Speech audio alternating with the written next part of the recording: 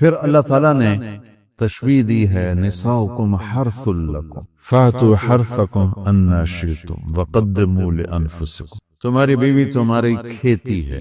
کیا تشبیہ ہے خوبصورت دوسری، وہاں لباس یہاں کھیتی۔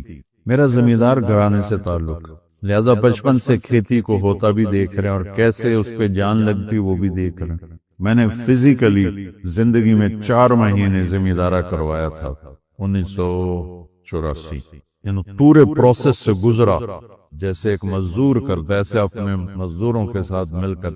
کتنی خوبصورت تشبیہ ہے۔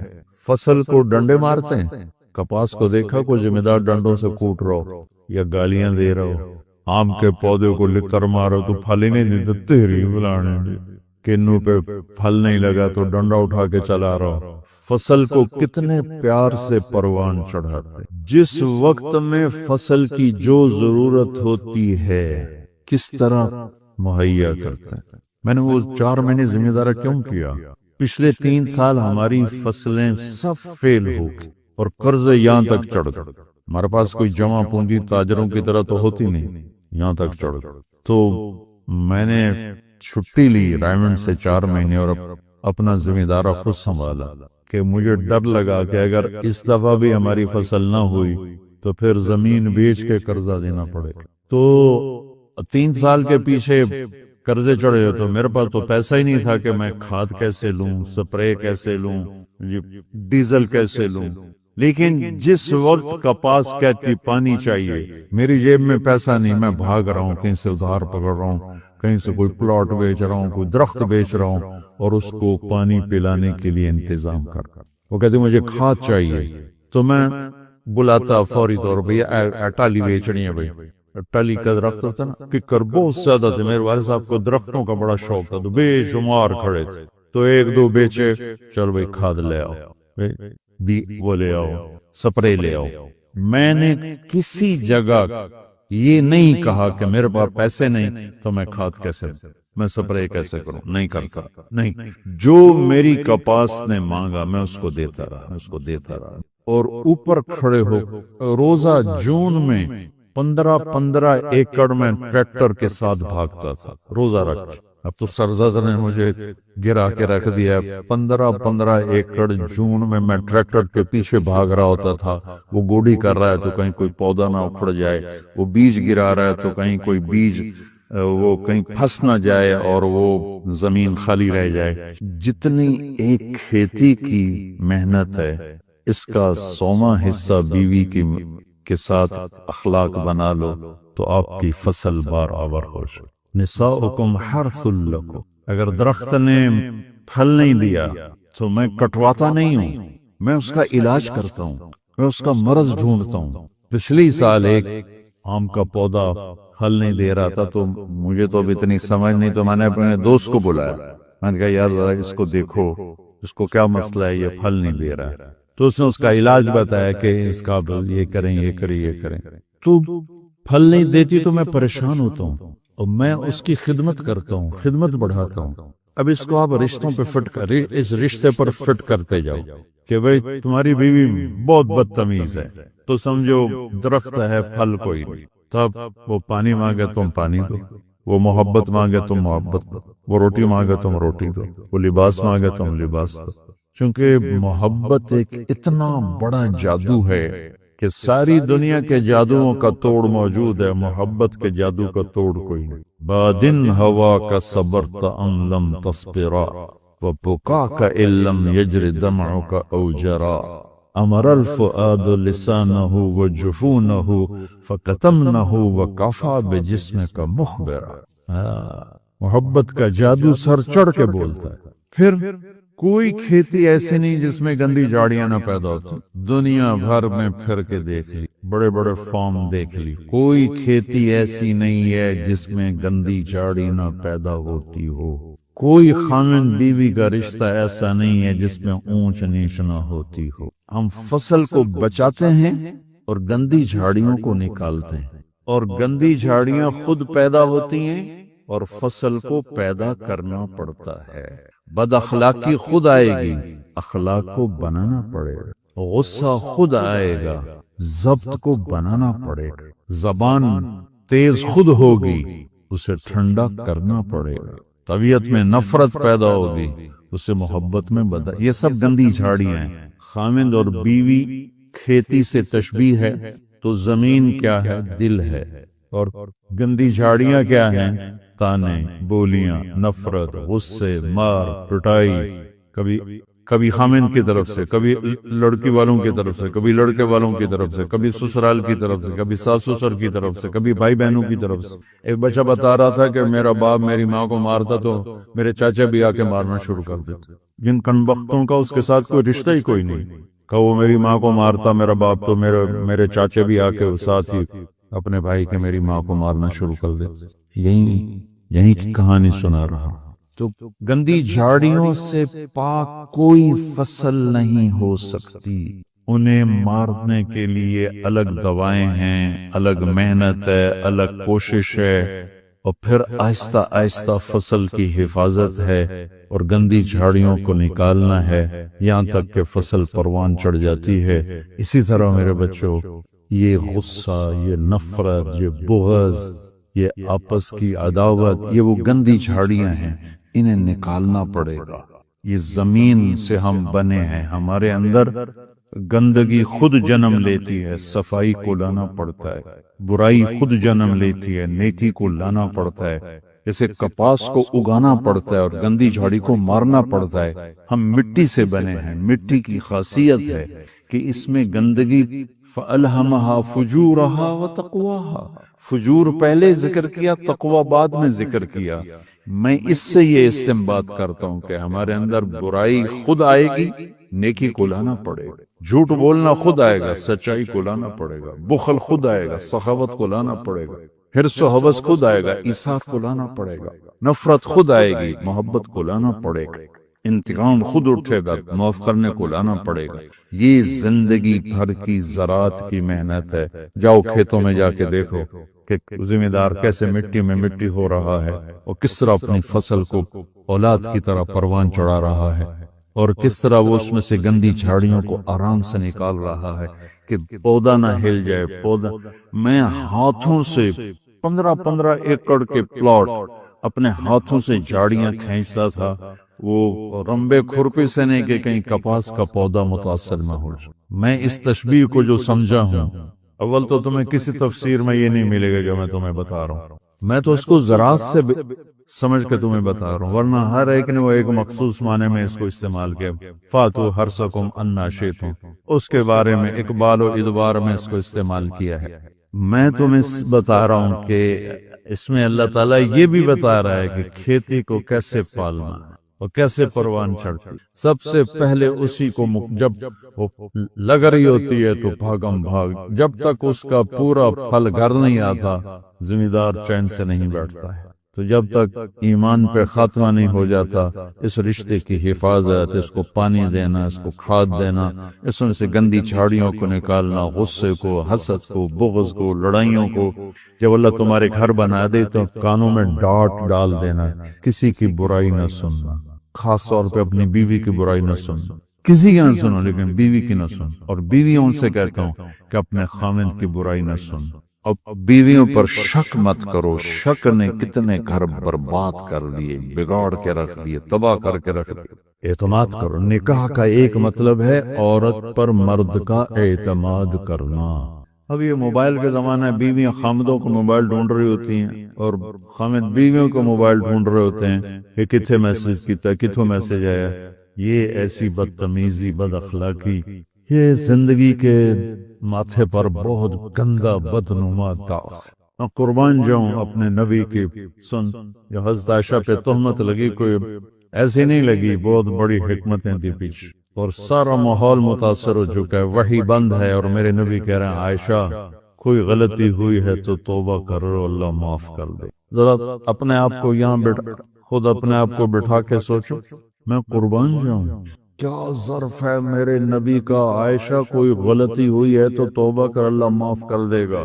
یہ نہیں کہ غلطی بتا میں تمہیں ابھی طلاق دیتا ہوں، ابھی تیرا سر اتارتا ہوں۔ کتنی بچیاں شک کی بنیاد پہ ذبح کر دی، لڑکے شادیاں کر کے زنا کرتے ہیں، اور بچی سے پر شک پڑ جائے تو اسے جان سے مار دیتے. لڑکا گناہ کرے لڑکی کرے دونوں ہی بشر ہیں, دونوں ہی انسان ہیں, اس سے بھی خطا ہو سکتی اس سے بھی ہو سکتی. بیٹی سے خطا ہو جائے تو غیرت پہ زد پڑ گئی لہذا اسے ذبح کر دو, اور بیٹا شادیاں کر کے بھی منہ کالے کرتا رہے تو کوئی نہیں جی چھوڑ کر. یہ میرے ماحول کے آگ ہے جو بھڑک رہی ہے, کسی سے بھی خطا ہو سکتی, بشر ہے یہ بھی بشر ہے یہ بھی بشر. اور میرے نبی میں قربان جاؤں, واہ یا رسول اللہ واہ یا رسول اللہ واہ یا رسول اللہ. عائشہ اگر کوئی کمی ہوئی ہے تو توبہ کر لے, اللہ معاف کر دے. اللہ اکبر, سوچو تو صحیح, اس سے زیادہ کوئی عورت کو کون عزت دے گا؟ کیا آپ نے ان کو ایک بشر سمجھ کے کہا ہوئی ہے کوئی کمی تم توبہ کر اللہ معاف کر لے, نہیں ہوئی تو اللہ تیری شان میں کچھ نہ کچھ ضرور تیری صفائی دے گا. اسی وقت پھر اللہ نے جبریل کو اتارا. کشاف والے کیا ہیں جار اللہ, وہ کہتے ہیں کہ پورے قرآن میں اللہ اتنا غضبناک ہو کے نہیں بولا جتنا ان 11 آیات میں غضبناک ہو کے بولا. اتنا کفر کے خلاف بھی اللہ غصے میں نہیں بولا جتنا ان میں بولا ہے. اب شیخ رمزی جیسے ڈھونڈیں کہ وہ غصے والا اظہار کیا ہے, میں نے تو خالی پڑھا ہے, تو میں نے اس کو ڈھونڈنے کی کوشش بھی کی کہ بھئی وہ کیا چیز ہے جو یہاں ہے اور کفار کے, فرعون کے لیے بھی نہیں, حامان شداد کے لیے بھی نہیں, جو تہمت لگانے والوں کے خلاف اللہ تعالیٰ نے غیظ و غضب کے ساتھ بات کی. تمہاری اس سے زیادہ میں گھر کی مثال اور تمہیں کیا پیش کر. عائشہ اگر کوئی ہوا ہے تو توبہ کر لے, اللہ معاف کر لے. سبحان. اور اللہ نے اسی وقت آیت کو تھا تو آپ نے ماتھا پہ پسینہ تھا, مسکرائے عائشہ مبارک, اللہ نے تجھے بری و ذمہ قرار دے دی. ام رومان کہنے لگی اٹھو لگا رسول کا شکر ادا کرو گا, نہیں اس کا شکر ادا کروں گی جو میری گواہی دینے آیا, جو میری گواہی دینے آیا. تو یہ گھر کی زندگی کے وہ مسائل ہیں بچوں جس میں پوری امت اس وقت مبتلا ہے, خاص طور پر میرا ملک بر صغیر. میں چاہتا ہوں تم سیرت مبارکہ سے اثر لو, اللہ کے واسطے قرآن سے جڑو, سیرت سے جڑو. میرے نبی نے کیا کیا؟ ہم صرف بزرگوں پہ اٹک جاتے ہیں, اکابر پہ اٹک جاتے ہیں, آگے نہیں جاتے ہیں. ہمارے اکابر ہمارا سرمایہ ہیں, ہمارے لیے علم الہدا ہیں, روشنی کے مینار ہیں, ان سے استفادہ کے بغیر ہم جاہل ہیں, لیکن وہ بھی ہماری طرح انسان ہیں. نمونہ بننے کے لیے صرف میرے نبی کی ذات ہے, صرف میرے نبی کی ذات ہے, صرف میرے نبی کی ذات. سیرت سے جوڑو, قرآن سے جوڑو. پہلا نمبر قرآن ہے, دوسرا نمبر حدیث ہے, تیسرا نمبر فقہ ہے. ہم نے الٹا کر دیا, پہلے نمبر پہ فقہ کو لے گئے, دوسرے نمبر پر حدیث بھی فقہی انداز میں, اور قرآن تو جلالین پڑھ کے چھٹی ہوگی چل جائے. تو میں چاہتا ہوں دنیا سے جانے سے پہلے اللہ میرے ذریعے سے ایک ایسا طبقہ تیار کر دے جو قرآن سے جڑا ہو, جو حدیث سے سیرت سے جڑا ہو. ایک ہے فقہ الحدیث, فقہ السنہ, ایک ہے فقہ السیرہ. میں یہ چاہتا ہوں, فقہ السیرہ چاہتا ہوں. فقہ السنہ پہ تو بہت کام ہو چکا ہے, بخاری, مسلم, نسائی, ابو داؤد, یہ سب فقہ السنہ ہے. فقہ السیرہ کہ میرے نبی کی زندگی سے مجھے کیا روشنی ملتی ہے, وہ چاہتا ہوں. اللہ تعالیٰ مجھے بھی دے دے, اللہ آپ کو بھی دے دے. اللهم لك الحمد كما أنت أهله, وصل على محمد كما أنت أهله, وفعل بنا ما أنت أهله, إنك أهل التقوى وأهل المغفرة. یا اللہ ہمیں قرآن سے جوڑ دے, یا اللہ ہمیں اپنے حبیب سے جوڑ دے, یا اللہ ہمیں سیرت سے جوڑ دے, یا اللہ ہمارا آئیڈیل اپنے نبی کو بنا دے, یا اللہ ہماری ہر ادا سنت میں ڈھال دے. یا اللہ ان بچوں کو قبول فرما, یا اللہ انہیں ہر جگہ جہاں یہ جائیں ہدایت کا ذریعہ بنا, ہدایت کا ذریعہ بنا, ہدایت کا ذریعہ بنا. یہ ہمارے شاخیں اور یہ ہمارا مرکز, سب کو اپنے فضل و کرم سے قبولیت کا شرف نصیب فرما. جتنے دوست شریک مجلس ہیں یا سن رہے ہیں اور ہاتھ اٹھائے ہوئے ہیں, یا اللہ سب سے راضی ہو جا, سب کی دنیا بھی بنا دے, سب کی آخرت بھی بنا دے. یا اللہ نہ ہم دنیا کے دکھ سہ سکتے ہیں نہ آخرت کے, ہمیں دنیا کے دکھوں سے بھی بچا, ہمیں آخرت کے دکھوں سے بھی بچا.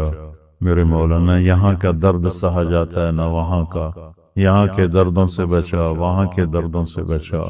میرے مولا ہماری زندگی کا سب سے بہترین حصہ آخری بنا دے، ہمارے اعمال کا سب سے بہترین عمل آخری عمل بنا دے، اور جس دن تیری ملاقات ہو وہ دن ہماری زندگی کا سب سے خوبصورت دن بنا دے۔ یا اللہ تو ہمیں دیکھ کے خوش ہو جائے، ہم تجھے دیکھ کے خوش ہو جائیں۔ یا اللہ تو پوری امت پر آئے ہوئے مصیبتوں کے بادل ہٹا دے۔ یا اللہ پوری دنیا کے فرائض کو زیر و زبر فرما دے، پوری دنیا کے شداد حامان قارونوں کو عبرت کا نشان بنا دے، اور پوری دنیا کے انسانوں کے لیے یا اللہ اسلام کا دروازہ کھول دے۔ یا اللہ ہمارے ملک کی حفاظت فرما، اسے فتنوں سے بچا، اندر باہر کے دشمنوں سے حفاظت فرما۔ یا اللہ تو ہماری بھی حفاظت فرما، ہماری نسلوں کی بھی حفاظت فرما۔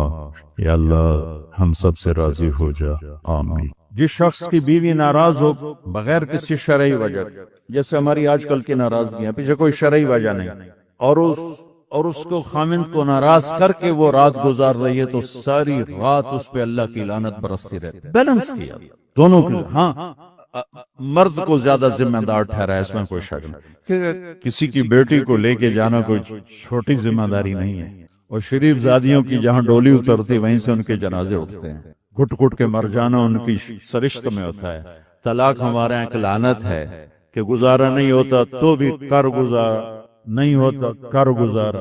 ایسے موقعوں کے لیے تو اللہ نے جدائی کر رکھا۔ میں اپنے گاؤں میں تھا، ایک بچی رات کو چھوٹا بچہ لے کر وحشت زدہ، ارے کہاں سے آئی ہو؟ کہا جی میں فلاں جگہ، میں نام لے فلاں جگہ سے آئی ہوں۔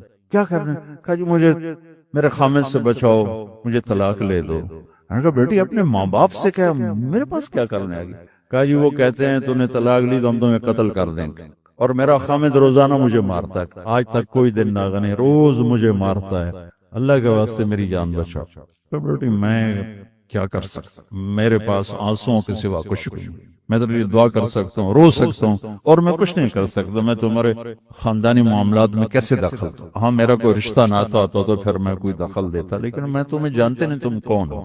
البتہ میں نے اس نے کہا چلو میرے کسی بھائی سے بات کر، میں نے اس کے بھائی سے تھوڑی سی بات کی، بھائی اپنی بہن کا خیال کرو، آگے میں نے کچھ نہیں کہا۔ یہ میرے معاشرے کے سلگتے ہوئے مسائل ہیں، یہ دکھتی ہوئی رگیں ہیں، یہ بھڑکتی ہوئی آگ ہے جس نے در و دیوار کو خس و خاشاک بنا دیا ہے کہ ہم زبان کا بولنا جانتے، کاروباری ڈیلنگ جانتے ہیں، بیوی سے کیسے بولنا ہے، بیٹے سے کیسے بولنا ہے۔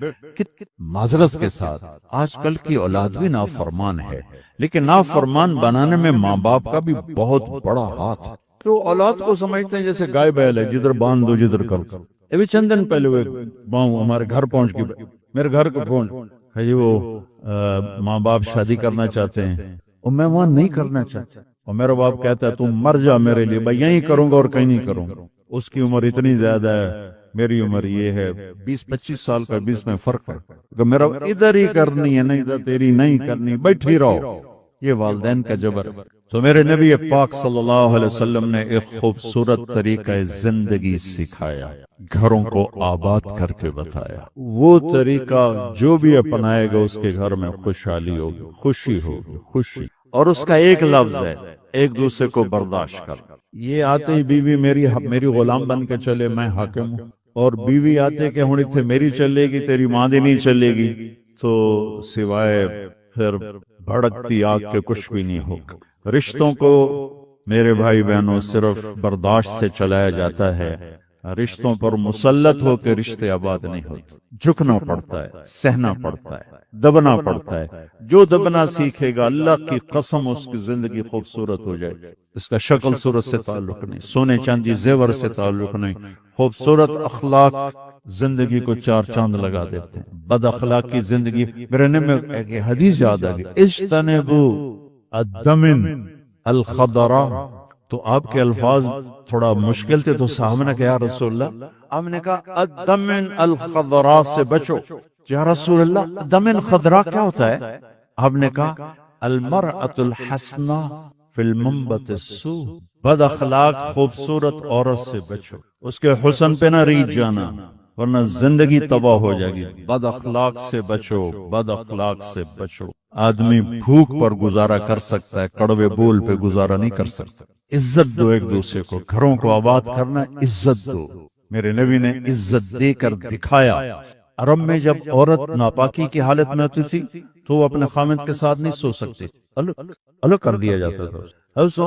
حضرت ام سلمہ رضی اللہ تعالیٰ عنہ، حضرت ام سلمہ رضی اللہ تعالیٰ عنہ وہ رات کو اللہ کے نبی کے ساتھ ایک چارپائی پر سوئے ہوئے، تو انہیں محسوس ہوا کہ وہ ناپاکی کی حالت میں چلی گئی، وہ چپ کر کے اٹھ گئیں اور جا کر کپڑے تبدیل کر کے ایک طرف آپ کی آنکھ کھلی، دیکھا ام سلمہ نہیں، دیکھا تو ادھر ہم اللہ کی نفس تھی، لگتا ہے تجھے مینسز کا جیاں کا، ادھر میرے پاس ہی آ کے لیٹو، دوبارہ اپنے پاس آ کے ان کو لٹایا۔ یہ عزت ہے جو میرے نبی نے اپنے گھر والوں کو دی ہے۔ جہاد کا سفر تھا، جہاد کا، اور قافلہ چلنے لگا، حضرت عائشہ بیٹھ گئی، ٹھیک، تو یوں دیکھا تو گلے میں ہار کوئی نہیں، تو انہیں کہا یا رسول اللہ میرا تو ہار گم ہو گیا، تو آپ کہتے تجھے ہار کی پڑی، ادھر جہاد کا سفر ہے، چل۔ آپ نے کہا چلو بھائی عائشہ کا ہار ڈھونڈو، سارے لشکر کو ہار ڈھونڈنے پہ لگا دیا، اور ڈھلتا سورج ٹھنڈا ہو گیا تھا جب سفر کی تیاری ہو رہی تھی، تو شام ہو گئی، ہار نہیں ملا، تو اب مغرب پڑی، عشاء پڑی، تو اندھیرا چھا گیا، سفر بھی نہیں ہو سکتا، صبح سفر کرنا، فجر کا وقت داخل ہوا، پانی کوئی نہیں، پانی ان کا پانی آگے تھا جہاں انہوں نے پہنچنا تھا، اب پانی کوئی نہیں، نماز کیسے پڑھیں گے؟ تیمم کی ابھی آیت کوئی نہیں آئی ہے، تو سارے لوگ ابو بکر کے پیچھے بڑھ گئے، تیری بیٹی کی وجہ سے نا آج یہ دن دیکھنا پڑ رہا ہے، اب بتا پانی ہے نہیں تو نماز کیسے پڑھیں گے؟ اب ابو بکر کو بیٹی پہ غصہ چڑھا، وہ آئے سیدھے اللہ کے نبی کے خیمے میں، تو آگے اللہ کے نبی اما عائشہ فرماتی میری گود میں سر رکھ کے سوئے ہوئے تھے اور وہ ایسے بیٹھے ہوئی تھی، تو باپ تو ڈانٹ سکتا ہے لیکن اب ڈانٹے ہیں تو وہ سوئے ہوئے ہیں، تو اب وہ ایکسپریشن سے ڈانٹ رہے ہیں تیری وجہ سے، اور ان کے یوں پسلی میں نا آ کے انگلی ماری، زور سے، ایسے زور سے انگلی ماری، وہ کہتے میں ایسے ہو گئی تاکہ میں ہلوں نہیں کہ اللہ کے نبی کی آنکھ نہ کھلے، تو یہ کہ غصہ اتار کے باہر آ گئے، باہر بتانے پڑ رہے، اللہ کے نبی کی آنکھ کھلی، نماز کا یا رسول اللہ پانی کوئی نہیں، نماز کیسے پڑھیں گے؟ اب اسی پریشانی میں تھے کہ جبریل آ گئے، فتیمموا صعیدا طیبا، چلو ہم مٹی سے وضو کی اجازت، تیمم کرو۔ کبھی کسی امت کو تیمم نہیں ملا، بلا مٹی سے بھی آدمی پاک ہوتا، منہ تے مٹی مارو بندہ پاک ہوتا، آپ نے چلو منہ پہ ایسے کرو، ایسے چلو نماز پڑھو گئے، تو پھر وہ جو پہلے سب ناراض ہو ابو بکر سے کہنے لگے بھائی ابو بکر آج تیرے گھر کی طفیل کتنی بڑی رحمت ہمیں مل گئی، کتنی بڑی برکتیں ہمیں مل گئی، تو تیمم کی آیت اتری اس موقع پر جب حضرت عائشہ کا ہار گم ہوا، آپ نے سب کو اس کے ڈھونڈنے پہ لگا دی، تو فجر کی نماز ہوئی، تھوڑا سویرا ہوا، تو پھر حضرت عائشہ کہنے لگی یا رسول اللہ چلو ہار تو ملتا نہیں، چلیں، پھر آپ نے کہا چلو بھائی، جب اونٹنے کو اٹھایا تو ہار پھسل کے نیچے گیا پڑا تھا، تو پھر ہار بھی مل گیا۔ یہ دلداری ہے میرے نبی کے اپنے گھر کے لیے۔ میرے بھائی بہنوں، کسی کی بیٹی کو لے جانا بہت بڑی ذمہ داری ہوتی ہے، اور میں یہ دکھ سے کہتا ہوں کہ میرا سسرالی معاشرہ بڑا ظالم ہے، بہت ظالم۔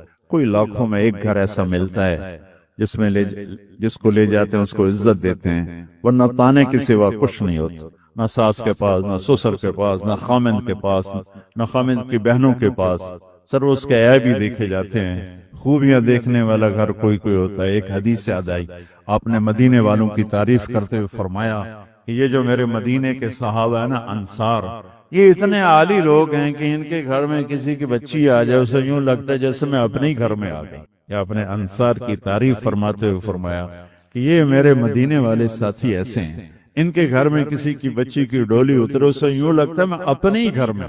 تو سسرال والوں سے کہتا ہوں جس کی بیٹی لے جاؤ اسے اپنا گھر بنا کے دے دو، اسے اپنا گھر محسوس کرے، اپنا گھر اسے بنائے۔ ورنہ جانے والی بیٹی کا اللہ نے حق رکھا ہے، شریعت نے حق رکھا ہے کہ اگر وہ تمہاری طرح مالدار ہیں تو انہیں الگ گھر میں اتارو تاکہ کوئی ان کی زندگی میں داخل نہ ہو سکے، وہ اپنی زندگی گزارے۔ ان میں جو جھگڑا ہوگا تھوڑا ہوگا، ادو سس بولی ادو سورا ادو نو بولی ادو او بولے ادو او بولیا، وہ تو نیری کھچڑی پک جانتی، مطلب مناوے کہنو تو رساوے کہنو۔ تو شریعت نے حق رکھا ہے کہ اس کو الگ گھر میں اتارو۔ اس کی ہمت نہیں تو اس کو کرائے کا گھر لے کر دو، وہ کہے کہ مجھے الگ کر دو، مجھے کرائے کا گھر لے کر دو، تو وہ نافرمان نہیں، اسے گھر لے کر دو۔ اگر اس کی گنجائش نہیں تو گھر میں ایک پورشن اس کے لیے لے کر رکھو۔ ایک پورشن کی گنجائش نہیں تو ایک کمرہ، ایک ٹوائلٹ، ایک کچن اس لڑکی کا حق۔ کچن اس کے ذاتی استعمال میں، ٹوائلٹ اس کے ذاتی استعمال میں، کمر اس کے ذاتی استعمال میں، یہ 3 چیزیں اس کا لازمی حق ہیں۔ اگر یہ بھی نہیں کر سکتا تو وہ تسبیح پڑھے تے، روزے رکھے تے، اللہ اللہ کرے کسی دی بیٹی نو ضرور دھکے دیونے تے ذلیل کرنا، ایدوں بھی دھکے تے ایدوں بھی دھکے تے، چپ کر کے شادی نہ کرے، بس بہ کے اللہ اللہ کرے۔ یہ اللہ نے جانے والی کا حق رکھا ہے۔ ہماری معاشرت ہندو معاشرت ہے جس میں جوائنٹ فیملی سسٹم چلتا ہے، یہ بہت اچھا تھا، بہت اچھا تھا، ایک دوسرے کی مدد ہوتی تھی۔ اب یہ ایک مصیبت بن گیا ہے کہ ایک دوسرے میں دخل دینا ایک فرض بن گیا، ایک دوسرے کی زندگی کو تلخ کرنا یہ فرض بن گیا۔ کس میں جھگڑا نہیں ہوتا، بڑوں کا کام ہوتا ہے سلجھانا، ہم اسے الجھانے میں لگ جاتے ہیں۔ میرے نبی اپنی بیٹی کے گھر آئے، حضرت عائشہ، وہ آگے پریشان، فاطمہ وہ آگے پریشان بیٹھے، آپ نے کہا کیا ہوا؟ کہ میرا اور علی کا جھگڑا ہو، ایسی پاکیزہ جوڑی کہ جنت میں نور کی چمک اٹھے، لوگ پوچھیں کہ جنت پر یہ نور کہاں سے ہے؟ تو فرشتے کہیں گے اوپر کی جنت میں علی و فاطمہ مسکرائے ہیں، ان کے دانتوں کے نور سے نکلے نور نے جنت کو روشن کر دیا ہے۔ یہ اتنا بڑا جوڑا ہے، لیکن دنیا ہے۔ آپ نے کہا علی کی درگاہ، یہ باہر نکل گئے، اب ان کے پیچھے گئے، دیکھا تو مسجد میں سوئے، ان کو کہا ابو تراب اٹھو، یہ ٹائٹل یہاں دے، ابو تراب اٹھو، ان کو لے کر آئے، گھر تشریف لائے، زمین پر لیٹ گئے، علی کو دائیں طرف لٹایا اور فاطمہ کو بائیں طرف لٹایا، علی کا ہاتھ پکڑ کے اپنے پیٹ پر رکھا، ادھر سے فاطمہ کا ہاتھ پکڑ کے علی کے ہاتھ پر رکھا، اور بیٹی کے ہاتھ کے اوپر اپنا ہاتھ رکھا۔ اب یہ علی کا ہاتھ، یہ فاطمہ کا ہاتھ، یہ میرے نبی کا ہاتھ علیہ الصلوات و تسلیمات، ٹھیک؟ اور فرمایا بولو بھائی ہماری صلح ہو۔ پوچھا نہیں کی لڑائی، اے جڑے پوچھنا لیں ہو لڑا کے آ جائیں، تو کیا کیا، ابھی تو کیا کیا، او ڈھیر لڑ لڑ کے ویلے ہوئے بیٹھے۔ تو میرے نبی نے پوچھا نہیں، ہاں بھائی تو کیا کہتے اور تو کیا کہتی، میرے نبی نے اے یہ کیا اور کہا علی فاطمہ کو ہماری صلح ہو گئی۔